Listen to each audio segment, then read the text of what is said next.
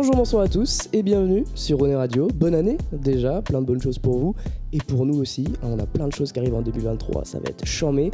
Et on se retrouve aujourd'hui pour le temps mort de la fin d'année 2022, parce qu'avant de commencer 2023, c'est bien de finir 2022.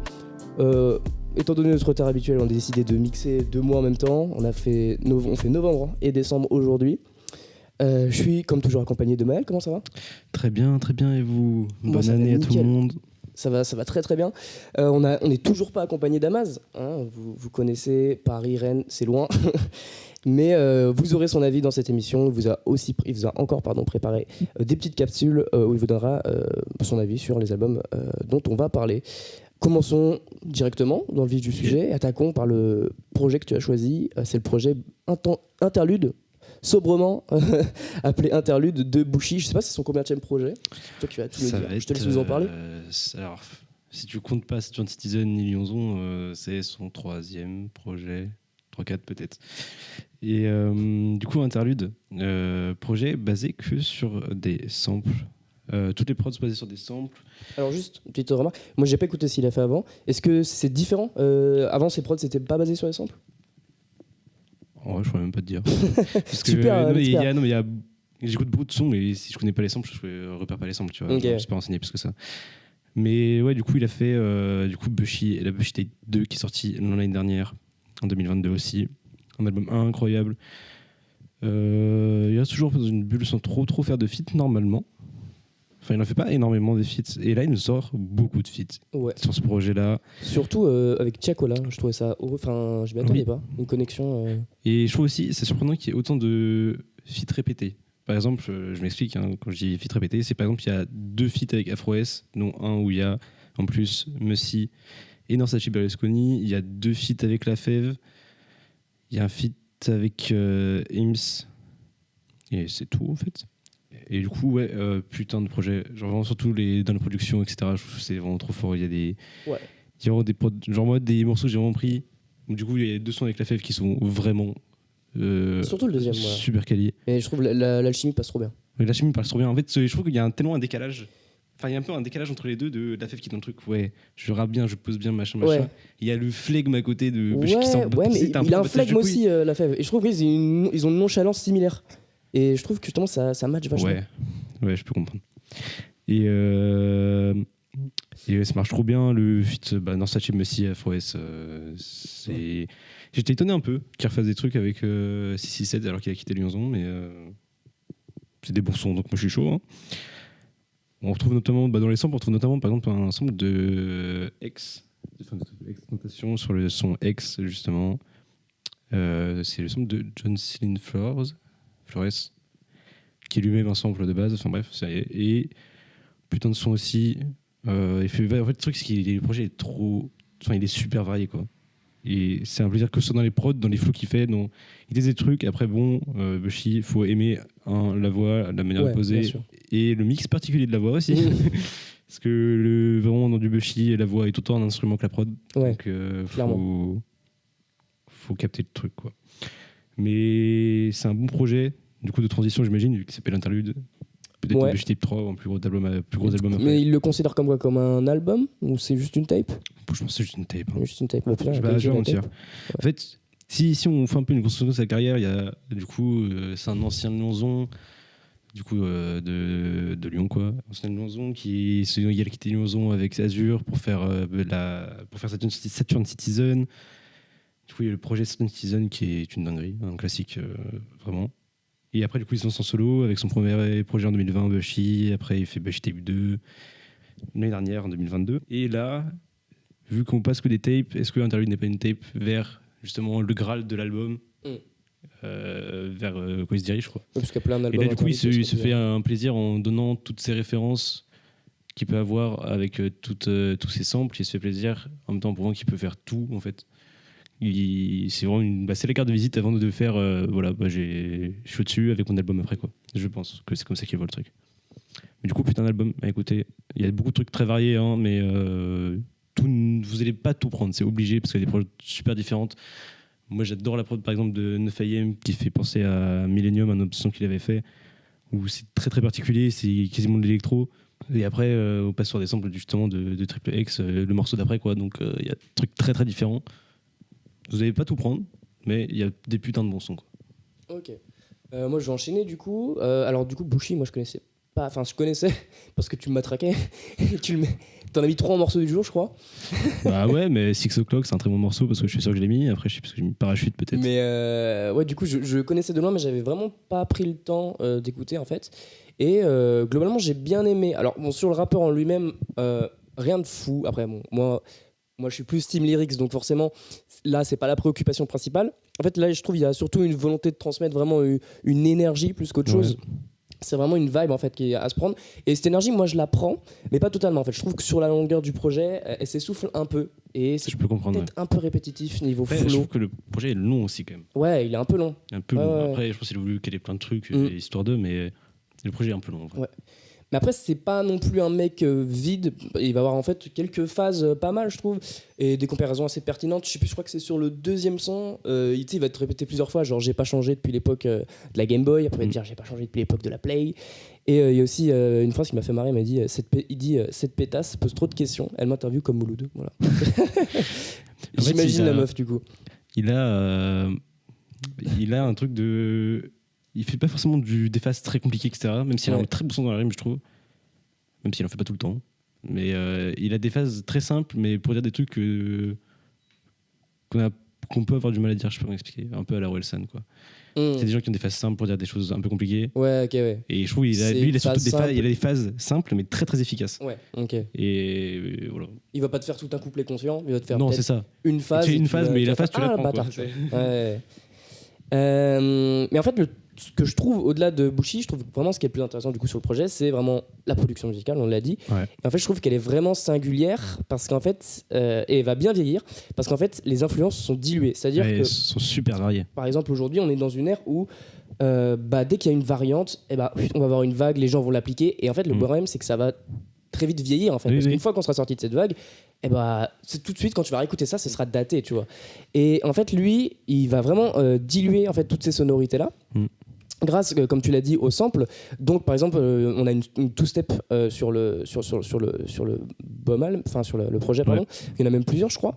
Et en fait, il fait pas un truc brut. À côté, il va te sampler un truc. Et du coup, ça fait vraiment un truc unique. C'est un peu déconcertant au début, mais ça te donne vraiment un grain unique au prod. Et encore plus, je trouve qu'il y a vraiment sur le projet tout un truc un peu jeu vidéo ludique, un peu arcade, tu vois. Ouais, et c'est ce que je trouve bien avec le système qu'il a fait de faire beaucoup de samples très très différents.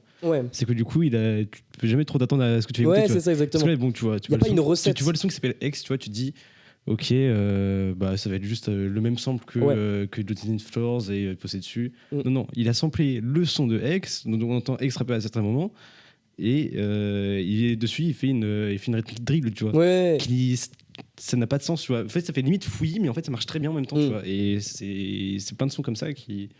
Je trouve que ça marche bien, et justement, ça empêche justement ce vieillissement parce que c'est que des très bons sons de base qu'il a samplés. Et juste, il les remet un peu dans la vibe actuelle, quoi. Avec surtout la rythmique qui change. Ouais, c'est ça. Moi, j'avais noté Boy, où il y avait des sonorités un peu Jersey qui sont diluées avec le sample. T'as Allo Allo qui est incroyable avec le sample en front, qui est une prod assez cloud et un peu saturée. T'as Chrome aussi, donc là, c'est la two-step un peu diluée avec le sample un peu anxiogène. Du coup, la prod elle est trop chelou. C'est vraiment bizarre. Dans le même registre, t'as Pistolet où t'as vraiment des sonorités estivales avec un sample ultra angoissant. Et du coup, tu sais pas si tu dois turn up ou juste déprimer, tu vois. C'est vraiment bizarre. Trop bien ce son. J'ai envie d'être dans une décapotable au bord de la mer pour ça. Mais non, t'es en Bretagne, connard. Mais toi, t'as le. Ouais, genre, c'est que. En fait, t'as trop une bonne vibe. Et t'as des vibes surtout super différentes. Tu vois. Tu passes de son énervé à des sons beaucoup plus calmes. Tu vois, par exemple, le feat Musi, Afro, etc. Avec Norsace, c'est un son énervé. Et le son juste après avec Afro, c'est vachement plus calme et il passe grave bien. Et en fait, t'as des vibes super différentes. Enfin, en soi, Pistolet, c'est un son un peu de love, tu vois. Et tu passes de ça à des sons beaucoup plus différents. Et surtout qu'il y a une esthétique globale et c'est le sample. Le sample et mixer ça avec des différentes rythmiques. Et c'est ça qui fait que c'est unique en fait. C'est pas que des samples qui viennent que d'un seul genre non plus.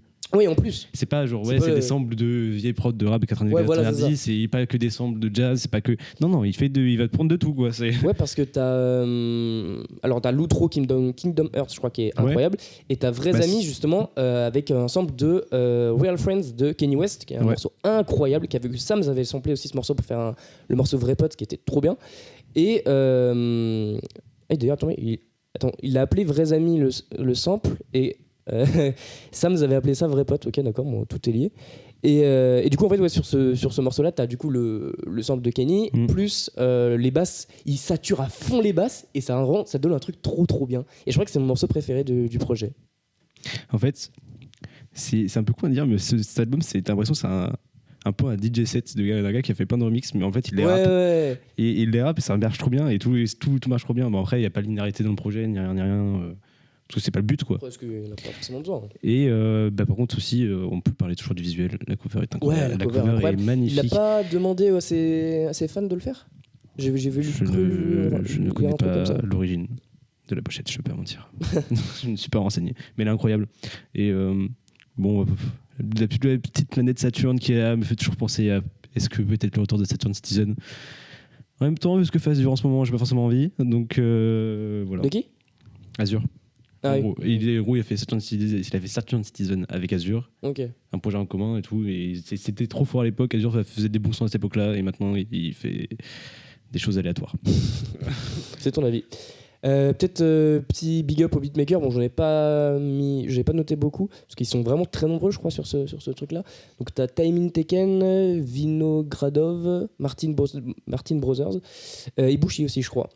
En tout cas, c'est ce qui est mis sur Spotify. Donc gros travail. Merci, big up parce qu'ils ont fait un gros travail sur ce projet-là. Est-ce que tu as quelque chose à rajouter? Non, mais en fait, je trouve ça trop cool. Enfin, je trouve le projet trop cool parce que ça a été une aire de jeu pour tout le monde qui a travaillé dessus, quoi. Et voilà. C'est juste qu'ils se sont amusés, quoi, à le faire, tu vois. Ils ont fait leur truc. Et puis, t'as vraiment l'impression que c'est un projet, genre, c'est vraiment quali.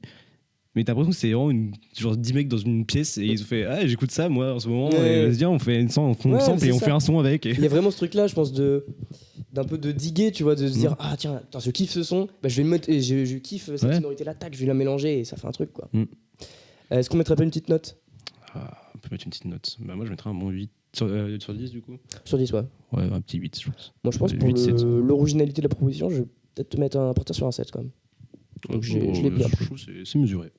Passons maintenant peut-être à l'avis d'Amaz qui va nous éclairer de son avis sur ce disque, et puis nous on se retrouve juste après. Trop fort Bouchy, c'est pas forcément ma cam, c'est-à-dire que je vais pas écouter ça tous les jours, mais déjà tu peux dire quoi de mal sur un projet quand les premières notes que t'entends quand tu le lances c'est un sample de Major en l'air. Bouchy continue son ascension, le niveau grimpe d'un cran, il a un univers musical très fourni et surtout il continue son expansion aux States. On avait déjà vu Quavo porter du Saturn Citizen, ça avait même parlé l'année dernière d'un projet commun avec Takeoff, paix à son âme. Et là on retrouve DJ The Real et 808 Melo avec qui il avait déjà collaboré avant, mais c'est pas rien d'avoir ces deux-là sur ton projet, surtout que la prod, il la garde pas pour lui, il fait croquer Norsace et Afro S, c'est cool. Au niveau des States, il a également fait sa première interview là-bas. La seule chose y ressemblant un peu avant ça, c'était une vidéo d'1 heure sur Discord où ça lui demandait c'était quoi sa console préférée. Enfin bon, Bouchy, projet très cool, dommage que j'arrive pas à m'immerger dans sa musique. Je me sens un peu comme il y a quelques années face à SCH. Je vois bien que le mec est fort, mais la musique me saisit pas. Donc un petit 7 sur 10, parce que voilà, c'est une musique qui a beaucoup de qualité, même si elle me parle pas forcément à moi. On enchaîne donc avec le gros morceau de cette émission, un des gros albums de cette fin d'année 2022, qui est sorti le 4 novembre dernier, je crois bien. C'est le 4e album de Dinos, Hiver à Paris, qui est un double album. Alors, un petit peu de contexte pour ceux qui ne savent pas. Alors Dinos, donc lui, tout le monde le découvre globalement, enfin il commence à se faire un petit nom début de la décennie Div, donc époque Rap Contenders, tout ça. Donc à l'époque c'était Dinos Punchlineovich, je crois. Et il se fait remarquer vite fait, mais quand tu ressors des extraits de Dinos de l'époque, c'est plus pour ses proutlines qu'autre chose. Tu vois. Et en fait, donc il a mis un long moment entre le moment où il apparaît et le moment où il sort son premier album. Du coup, qui est Imani, qu'il sort en 2018, et qui a eu un succès, on va dire, d'estime. Je crois qu'il a fait 3000 ventes en première semaine, et il est que disque d'or depuis très récemment, je crois. mais qui a pas eu du coup de succès commercial, aussi. mais qui est considéré aujourd'hui par ses fans et par une grande majorité, je pense, du public rap comme vraiment un classique, je pense, de la dernière décennie. Et quel album, putain, moi c'est vraiment, je pense, mon album préféré de Dino. Je trouve que tout est réussi, l'ambiance, les prods, le mec arrive avec une vraie proposition, tout ça. Donc, album parfait. Je vais aller plus vite quand même pour le reste. Il enchaîne avec Taciturne en 2019, qui est un peu dans la même vibe, toujours un truc très mélancolique, très spédinos. Et ça marche, hein. Là pareil, il fait un score plus élevé. Et arrive donc le cas Stamina en 2020, qui a divisé parce que c'est l'album de Dinos qui c'est le mieux vendu. Je crois qu'il est platine maintenant parce qu'il y a une réédition un peu double album l'année d'après, mais qui a vraiment divisé ses fans parce que il a tenté plus de choses. Il s'est ouvert, il a fait beaucoup plus de feats alors qu'il en faisait pas avant. Et en fait, ces feats sont allés à l'encontre, on va dire, de la direction artistique globale, où dans ses anciens albums, tu pouvais retrouver un truc globalement une ligne directrice, tu vois, dans les sonorités, un truc très mélancolique, tout ça. Là, j'ai l'impression qu'il a plus bossé ça comme une mixtape. Vraiment, il a invité des gens, il est parti un peu dans tous les sens et ça a donné ce que ça a donné. Fallait faire les feats.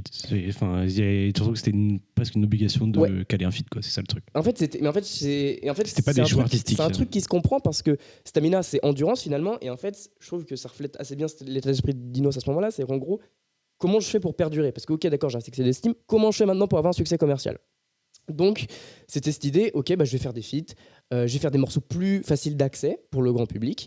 C'est ce qu'il a fait. Moi, c'est un truc que j'ai pas aimé parce que Dinos, c'est pas dans ça que je le préfère. En fait, là, j'avais l'impression d'avoir, Dinos de Wish, quoi. Vraiment de la surface. Et là où sur les 2 premiers albums, il me touchait vraiment, et c'était vraiment un de mes rappeurs préférés à ce moment-là. Là, surtout sur la première partie de Stamina, je l'ai pas du tout pris, hormis peut-être deux sons, voilà, c'est tout, quoi. Mais c'est ça qui lui a permis de vraiment se faire connaître d'un plus grand public. Et donc de revenir cette année avec un 4e album. Entre-temps, il y a eu des EP aussi un peu préparatoires en début d'année qui étaient très bons. Et donc cet album, c'est un double album. Donc c'est long, mais le point positif, c'est que du coup, il fera sûrement pas de réédition. Parce que les rééditions de Dinos, on les connaît, c'est souvent... Je mettrais pas un billet là-dessus, perso. Pas terrible. Alors, moi, je pense que non. Je pense qu'il a bien compris que personne n'en voulait de ces rééditions, tu vois. Mais bon, on verra bien. Et donc ce double album, pourquoi je l'ai choisi ? Alors, je sais pas si quand ce podcast sortira, on aura sorti la vidéo top 10 des albums 2022, ce qui est en cours de montage actuellement, mais du coup je l'ai pas mis dedans, malgré que j'ai beaucoup aimé l'album. Et en fait j'ai beaucoup aimé l'album parce que justement il est revenu à un truc beaucoup plus... je sais pas comment l'expliquer, beaucoup plus sectaire, beaucoup plus dans une proposition plus marquée, comme ses premiers albums finalement. Et putain, j'attendais ça, et je pense que il savait que c'était vraiment ce qu'attendait sa fanbase, quoi. Et il s'est vraiment dit, et il explique d'ailleurs dans l'album, que maintenant qu'il a Stamina, il va revenir dans un truc plus P, et il va faire du coup Hiver à Paris, où justement déjà le truc qui se démarque vraiment du reste, c'est les prods. On est repassé sur Stamina, on était sur des trucs très simples. Là, on est repassé sur un truc beaucoup plus étoffé, des prods avec beaucoup plus de texture. Et un changement, et des changements d'ambiance, des trucs vraiment. Moi, vraiment, cet album, au niveau des sonorités, c'est un bonheur. Vraiment, moi, je l'écoute et je suis plongé dedans. Donc déjà, pour moi, à ce niveau-là, c'est une réussite.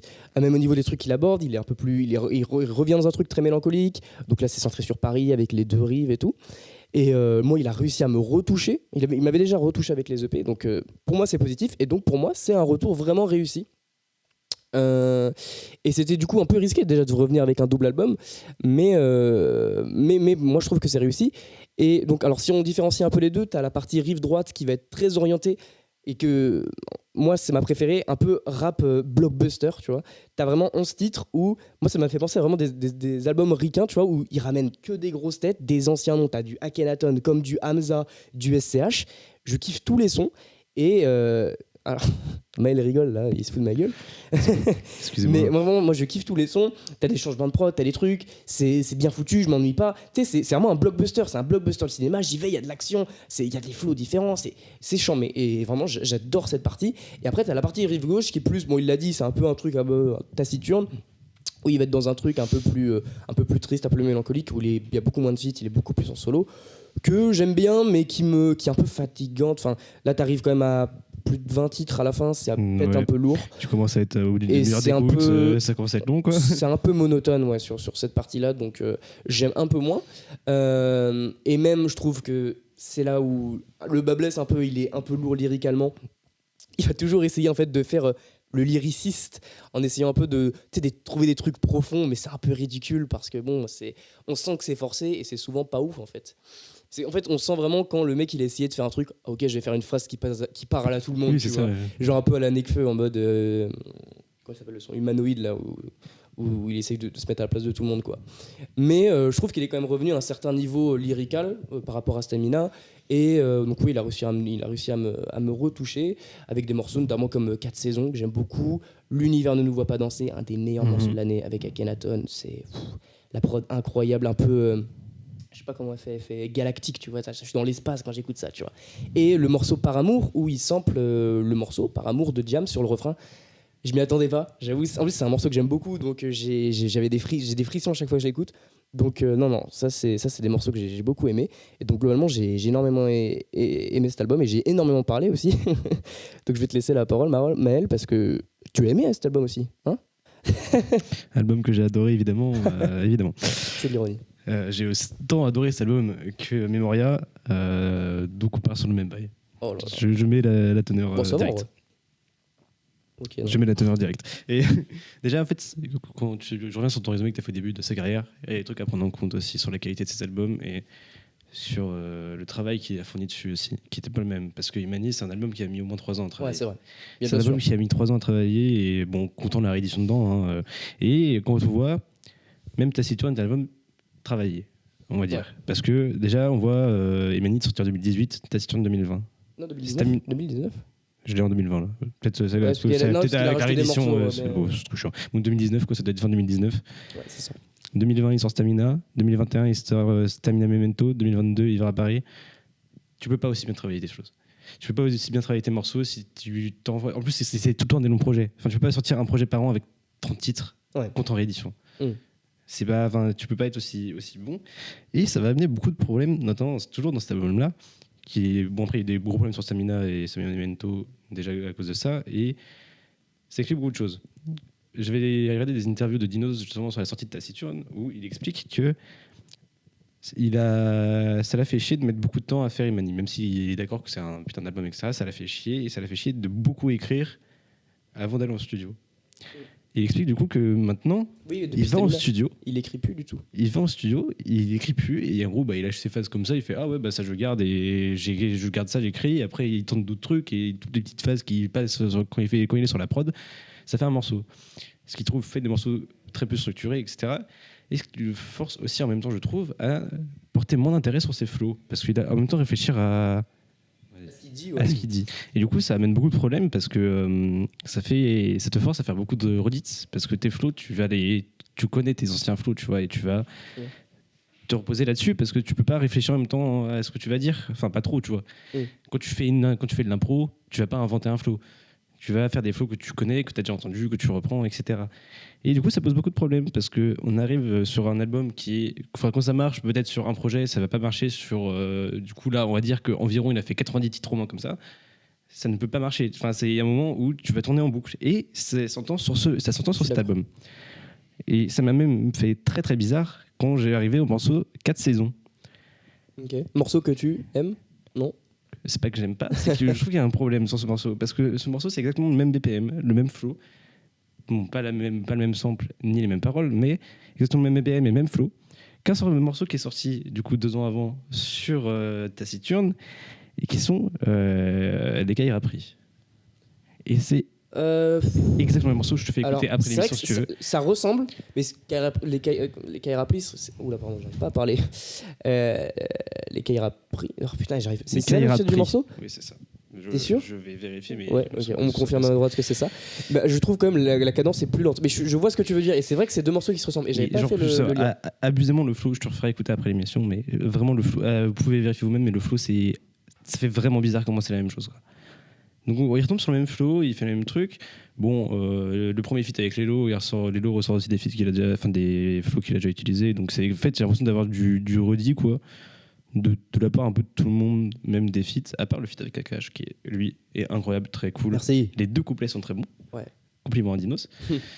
La prod est incroyable, la progressivité de la prod est incroyable. Il y a vraiment un travail sur ce qui se passe dans le texte et ce qui se passe sur la prod, et que c'est vraiment lié. Là, on sent qu'il a écrit. C'est un morceau vraiment travaillé. Et tu vois, je pense qu'il l'a écrit parce qu'il y a Akash en studio avec lui. Bah là, t'étais Et c'est ça, obligé. le truc, Il était obligé. Tu ne peux pas arriver avec rien. Tu passes pour qui? T'es qui, mec? Mais du coup, là, Respecte-le, moi, je trouve que c'est les seuls vraiment couplets de Dinos qui vaut le coup dans l'album, tu vois. Ok.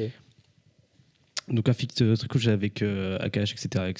Et bon, même problème pour moi que Memoria, projet est trop long. Beaucoup de redits, t'as l'impression que c'est toujours la même chose, c'est fade, même si c'est pas mauvais, c'est très bien rappé. Tu trouves ça fade aussi dans les productions? Moi, je trouve les productions sont très bonnes. Ouais. Les productions sont très très bonnes. Bon, ouais, je trouve le feat avec Nino, il passe à peu près. Je trouve que Nino est meilleur que sur la moyenne qu'il a actuellement. Ouais, il est sympa. Mais tu sais, j'aurais aimé, tu sais, à un moment, je chantais, je me dis, allez, là, Nino, il va partir. Il va partir, il va cliquer, il va tout donner. En fait, il reste sur un truc très réfé, hein, comme ça, un album très doux. Moi, j'aime moins, mais bon. Après, le feat est bon, le feat est bon. Pour rester sur les feats, bon, le feat avec le Sonic Yakuza, c'est clairement sans plus, je trouve. C'était pas forcément nécessaire. Et bon, le dernier feat avec les loups, c'est sympa, mais c'est une phase B, quoi. C'est ça qui me. En fait, j'ai l'impression que maintenant, il fait quasiment plus que des albums de phase B. De son de phase B, parce que il fait de la manière dont sont faites les phases B normalement. Il te manque des morceaux, tu essaies d'en caler, vas-y, t'as pas forcément trop écrit, t'as pas forcément les textes, c'est là que tu vas être en studio à essayer de trouver des trucs en même temps en étant directement sur la prod, sans travailler avant et sans prendre le temps de le travailler. Et du coup, là, vu qu'il s'est mis ce mode de fonctionnement là pour l'intégralité de son album, et justement on le ressent sur son avec Akash, que là il a dû écrire et que le morceau est super, son couplet est super. Et du coup, en fait, on se retrouve avec un morceau de face A et 20 morceaux de face B, quoi. Moi, je trouve que c'est un problème. Mais là, tu vois, après, j'ai pas forcément prêté attention à tous les flows, mais ce qui se passait sur 4 saisons, je pense que c'est pas le seul moment où il y a des flows qui sont repris purement, tu vois. Après, c'est pas forcément un problème. Des fois, ça peut faire des références. Là, c'est tout le morceau qui est comme ça.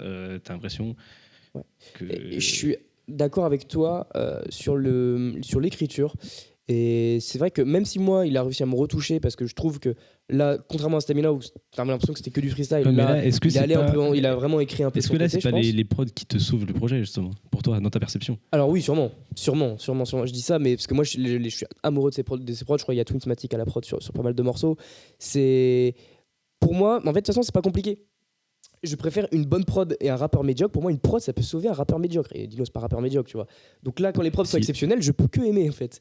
Et alors qu'à l'inverse, un rapport très fort sur des prods très nuls, c'est très compliqué, c'est laborieux, quoi. Donc à ce niveau, donc oui, pour revenir au truc de l'écriture, c'est vrai, on a l'impression du coup qu'il est revenu un peu à écrire un peu lui-même en studio, tout ça. Mais c'est vrai que les couplets, ils sont un peu interchangeables, quoi.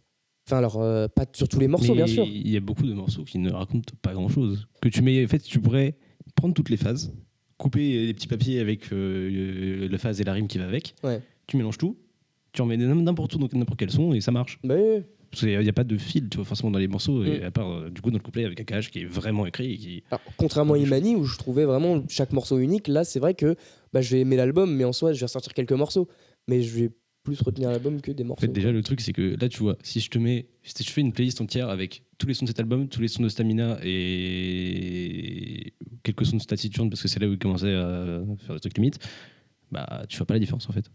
Ça, en fait, il y a des morceaux, enfin, tu pourrais caler des morceaux de Stamina dans celui-là, des morceaux de. Hormis les productions. Hormis les productions. Lyricalement. En fait, tu me dire que, imaginons, t'écoutais que Imani de Dinos. Ok, on te dit, vas-y, là, je vais te faire refaire écouter ça. Tu fais ce que je viens de dire, tu fais la playlist avec Stamina et cet album la mixer. Tu vas pas les différencier. En fait, c'est la même sauce, un peu plus dans les prods. Mais sinon. C'est sûr. C'est sûr que. Et tu te retrouves avec 4-5 morceaux qui valaient vraiment le coup sur une 60aine, quoi. Autant je trouve que au niveau de l'ambiance, des prods, il a vraiment fait un truc unique dans sa carrière, mais c'est sûr que lyricalement, c'est pas une réinvention, quoi. Et il n'y a pas un truc qui saute aux yeux, quoi. Contrairement à. Par exemple, tu prends un Laylo. Je trouve qu'il n'a pas du tout les mêmes flows dans Trinity ou Anderson, tu vois. Il y a vraiment une différence, l'ambiance n'est pas pareille, quoi. Ouais. Mais là, certes, là, tu as quand même une certaine ambiance nocturne, machin. Mais après, je trouve aussi il se sent bloqué dans Enfin, moi, je le trouve bloqué dans cet univers de la mélancolie, quoi. Et en fait, Il en est absolument dire. bloqué parce que c'est Imani qui a marché. C'était ça, même si tous les sons sur Imani ne sont pas si mélancoliques que ça, et il y a des sons qui sont assez lumineux. Ouais, tu regardes Havana Même et sur Malibu, Taciturne, c'est génial. c'est ça. Mais en fait, c'est ces sons-là qui marchent. En fait. Enfin, le problème, c'est Helsinki qui a fait que c'est parti en couille. Hein, parce que du coup, il se sent bloqué dans OK, je sais là-dessus, c'est ça dessus que ça a marché. Bah, je garde ça, quoi. Je garde ça. Et pourquoi j'essaierais de faire des sons Love ou d'été. Enfin, Love, il en fait, mais des sons d'été ou des sons juste en fait, il est trop normaux. bloqué dans la perception qu'ont ses fans de lui. Oui. C'est en mode, OK, mes fans, ils veulent du Taciturne, mais je vais faire ça. Tu vois. C'est exactement ça. Et même, il en parle tout le temps. Il parle tout le temps de ah ouais, on m'a reproché de faire Stamina, j'ai fait Stamina pour être platine, j'ai déçu les fans de Taciturne. On a compris, mais fais ce que t'aimes, frérot. Qu'est-ce que tu t'en branles? Enfin, tu vois. Et on pourra pas te le reprocher. T'as fait un classique, on s'en fout. C'est fait. Enfin, il faut qu'il fasse sa musique et c'est comme quand Caris, il revient, il fait En Noir partie 3. C'est ça. Non, on n'avait pas besoin de ça. C'est arrivé à un point où tu te demandes s'il aime toujours ça, tu vois. S'il aime toujours, enfin, si cette cadence qui s'est imposée ou qu'on lui a imposée, je ne sais rien, de sortir autant de choses n'a pas dégoûté en fait de faire ça. Et bon, bah, maintenant, il fait la recette, quoi. Et peut-être le dernier point qui pourrait être intéressant aussi également, je trouve que c'est important à prendre en compte quand on parle de Dino. C'est un moment en tout cas qui est important à prendre en compte, c'est la voix en fait. En fait, dans Imani, il avait une voix presque juvénile et il allait dans des aigus, dans des trucs qui, perso, je trouve, sont plus, je sais pas moi, ça me touche plus, tu vois. Et là, depuis peut-être Stamina, il est dans un truc beaucoup plus grave. Et après, ça, c'est vraiment lui, son flow, et moi, comment je le perçois. Hein. Mais ça me touche moins. C'est pas sa voix qui a changé, je pense, c'est le choix qu'il a fait d'utiliser sa voix. Ah, peut-être, ouais. Et bon, c'est quelque chose que je vais expliquer un jour et faire une vidéo là-dessus, et je t'en ai déjà parlé, ça va se faire. Je vais écrire cette putain de vidéo un jour. Mais la drill a rapporté un truc dans la français qui a assombri tous les albums, même ceux qui ne sont pas de la drill. Tu vois la transition, le meilleur exemple que j'ai, c'est la transition entre Umla et la Dandana mixtape. Que ce soit sur Alpha ou sur Nekfeu, tu vois la différence. Ouais. Ils ont assombré leur personnage. Mais j'ai l'impression qu'on en sort de ça. Ils ont assombré leur personnage et du coup ils assombrissent un peu leur voix. Tu mets un univers, tu vois, un peu qui va avec et t'as des codes. Et je pense qu'il est tombé un peu là-dedans, tu vois, aussi. Et après, je dis pas qu'il en est responsable, il en est victime, je pense aussi, tu vois, mais l'arrivée de la drill en France a ramené ça. Et un jour, je l'expliquerai, je ferai plein d'exemples avec une vidéo propre. On attend ça fort. En 2022, 2023, Inch'Allah. Inch'Allah. Vas-y, notons peut-être une petite note. T'es sûr? Est-ce que tu mets la moyenne? C'est ce qu'on veut savoir. En fait, je vais pas mettre en toute la moyenne parce que c'est bien rappé, c'est bien fait, c'est pas mauvais, tu vois, les prods sont bien, je n'ai pas disrespect le truc parce que c'est bon en soi. C'est juste que c'est que des phases B. C'est que du redit et c'est ça qui me saoule. Si je connaissais pas la carrière de Dinos avant, j'aurais adoré cet album. Mais c'est juste que je connais déjà ce qu'il a fait avant et j'ai l'impression d'écouter la même chose, quoi. Mais du coup, je mettrais un 5. Ok, bon, la moyenne. Pas plus. Je pense que je vais mettre un 8. Parce que moi, en fait, c'est marrant parce que je me suis bien pris. Chaque fois que je le réécoute, je kiffe, mais j'ai pas envie de le réécouter plus que ça. Parce qu'en fait, je pense que t'as l'impression d'écouter la même chose, en fait. Je me dis qu'à un moment, je vais me dire, je vais écouter un truc original. Surtout que pour un lyriciste, tu vois, genre, je vais le toucher. C'est juste, je vais écouter un bon album de Dinos. Tu vois, et du coup, je préfère écouter Imani, quoi. Ouais. Du coup, bon. Mais voilà. On va laisser peut-être Amaz nous éclaircir de son avis sur cet album et puis nous on passe au dernier. Alors cet album de Dinos, c'est à la fois une bonne surprise mais en même temps une grosse déception quand même. On sent une nette amélioration par rapport à Stamina, mais il partage le même problème. On se fait bien chier en fait. C'est dommage car c'est moins lisse que son dernier album, notamment au niveau des prods, mais quand il rappe, on n'y croit pas en fait. C'est les thèmes classiques de Dinos qui sont abordés dans cet album. On a droit à une musique assez triste, mélancolique, mais comme je le disais avant, on n'y croit plus, ça touche pas la cible en fait. Le seul sujet que j'ai trouvé pertinent et bien abordé, c'est sur le fait qu'il ne se reconnaisse plus lui-même à cause de son changement de vie dû au succès, même si ça reste un thème assez bateau dans la musique en général. Le plus gros problème de cet album, c'est sa longueur. C'est très très long, 21 titres quand tu te fais chier, quoi. J'espère qu'il va pas sortir 250 rééditions comme il a pu le faire notamment avec Taciturne, ce qui viendrait encore plus appuyer les défauts de cet album, je pense. Pour conclure, c'est pas désagréable comme album au final, et faut avouer que j'ai été plutôt surpris, je m'attendais à vraiment pire, donc je mettrai un petit 6 sur 10. Pour finir ce temps mort, on passe au projet de Serran et Milanesi, Serranzi. Serran, pour le présenter rapidement, c'est un rappeur qui a émergé vers 2020 avec sa mixtape Prise Music. C'est un des premiers ambassadeurs de ce qu'on appelle la plug music. En gros, en France, ça veut dire un flow DMV, donc décalé, orbite sur des instrus plug. C'est un genre popularisé aux US en 2015 suite au son plug de Rich Kid produit par Mexico Draw. Serran, c'est un rappeur qui est beaucoup critiqué car ça a été un des premiers à aborder un genre musical qui a la vie dure en France. Moi-même, la première fois que j'ai entendu un de ses sons, j'ai pas du tout été réceptif. Mais on peut incontestablement dire que c'est un artiste qui gagne beaucoup en puissance depuis 3 ans et qu'il a su rassembler un public de plus en plus large. Voilà sur la présentation, parlons maintenant du projet Serranzi, entièrement produit par Milanesi. On y retrouve toutes les particularités de cette fameuse plug music, un flow calme, quasi chuchoté, avec les débuts des phrases qui viennent monter sur la fin des précédentes, et ses prods toutes douces avec des drums beaucoup moins agressives et des mélodies très smooth. Milanesi, on peut le sentir, maîtrise très bien ça et sort des prods toutes plus mémorables les unes que les autres. C'est de la musique qui nous fait vraiment plonger dedans et ça c'est extrêmement fort. Les performances de Serran sont excellentes. Au niveau des feats, on retrouve sans trop de surprise Casper ou bien Taomei, mais aussi Boufpak Smokey, qui n'est d'ailleurs pas sa première collaboration avec un américain. Plus surprenant, on retrouve Jazzy Bass pour un morceau qui marche incroyablement bien. En conclusion, c'est un très bon projet et ça constitue une porte d'entrée parfaite vers la musique de Serran.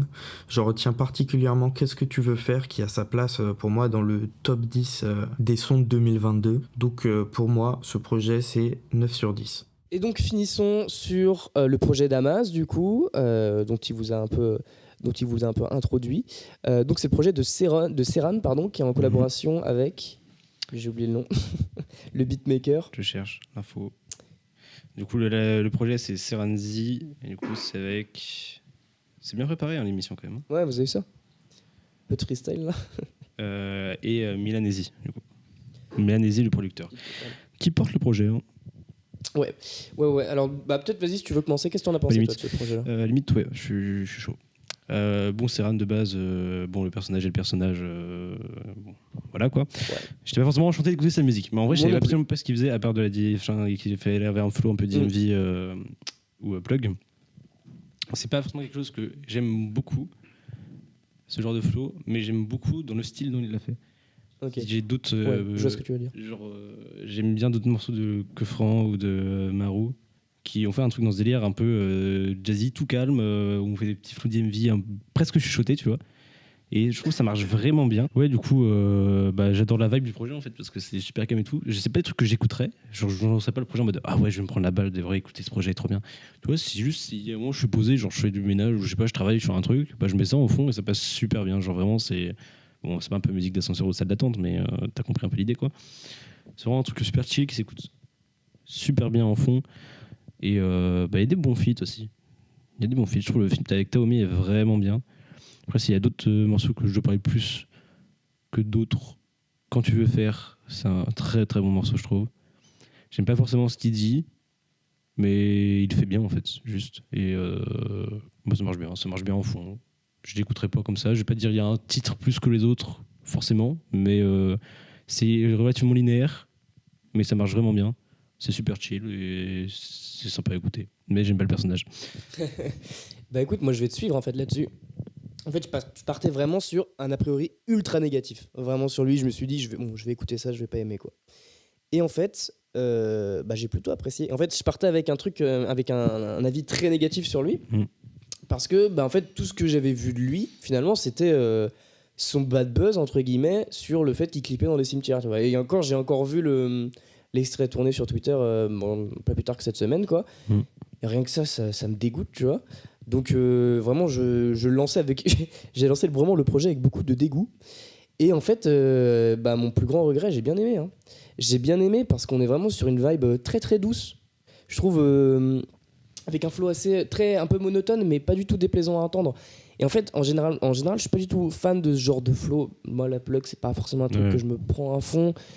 Et le fait que, tu sais, les phases sont vraiment, tous les sons, elles sont enregistrés les unes après les autres et mis bout à bout.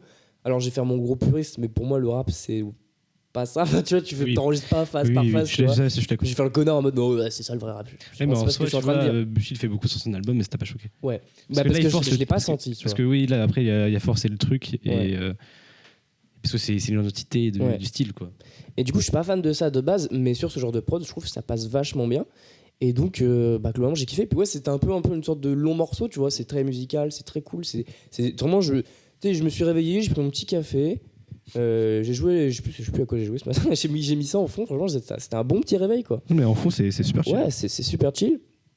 Après, bon, t'as des. En fait, c'est juste qu'il faut jamais que dans ce truc-là que c'est vrai ce que je veux dire, mais que le rappeur prenne le pas sur l'instru, en fait. Et tu vois, par exemple sur Purple Molly, bah en fait on est typiquement sur le genre de morceau que je vais pas trop aimer parce qu'en fait il surdose un peu l'ambiance et le flow et par-dessus la prod. Du coup j'ai envie de dire ferme ta gueule, laisse-moi écouter la prod, tu vois. Je comprends.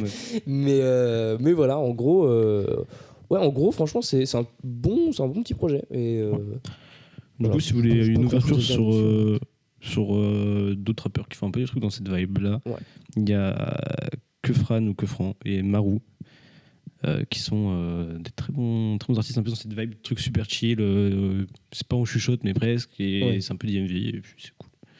Moi j'aime bien. Voilà, non, c'est vraiment chill. Après j'ai pas grand chose d'autre à dire, tu vois. Du coup j'ai pas forcément non plus fait très attention aux lyrics parce que ça te pousse un peu à chill, à déconnecter un peu du voilà, musique. c'est ça.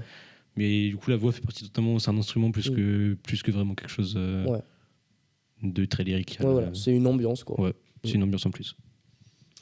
Donc voilà, je pense qu'on a fait le tour, hein. C'était voilà un petit projet d'ouverture pour clôturer cette émission. Bon, du coup, on se dit à la prochaine, pour le mois prochain. Ah oui, putain, une petite note, pardon, je vais trop vite en besogne. Moi, je mettrais un petit 6. Ouais, c'est cool, un petit 12, la mention assez bien. Un petit 6-5, voilà. Puis... C'est pas une mauvaise note du tout. Hein. Je lance de temps en temps quand je vais faire des trucs, et puis en fond, et ça va être cool, quoi. Moi, je pense que je vais pas le lancer plus que ça, mais j'ai mis quelques sons en rotation en playlist, et je pense que ça va tourner, quoi. Mais donc voilà, je vais finir enfin cette émission. Rendez-vous du coup le mois prochain pour les sorties du mois de janvier, donc le premier mois de 2023. On va essayer de sortir un Commencer loin assez vite là. On aimerait bien faire celui sur les albums les mieux produits. Donc qu'on essaie de booker assez vite. Et puis il y a plein de belles choses qui arrivent dans cette année 2023. On vous tiendra au jus. Et puis à la prochaine, quoi. Tchou. Tchuss.